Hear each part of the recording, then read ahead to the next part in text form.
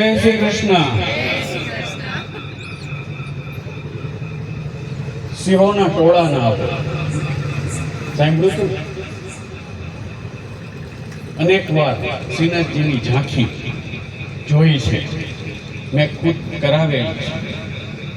2 truck ભરીને સામાન, 140 થી વધારેનો સ્ટાફ,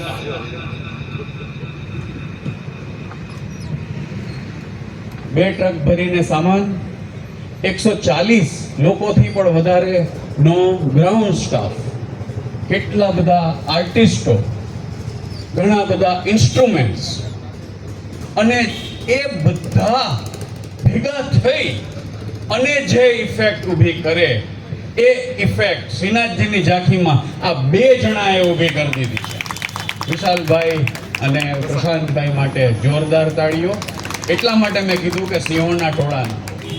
અને બીજું, પ્રશાંતભાઈ 11:30 થવા જઈ રહ્યા છે, પણ છતાં આપણા ભક્તિનો ભાવ એટલો છે, શ્રીનાથજી પ્રત્યેની આપણી લાગણી એવી છે કે લોકો, મને એમ હતું જ્યારે સાંજના લાઇટ વહી ગઈ કે ભાઈ આજના શ્રીનાથજીની ઝાંખીના પ્રોગ્રામનું શું થશે, મનમાં એક ડર હતો, પણ જે થાય કરવું જ છે.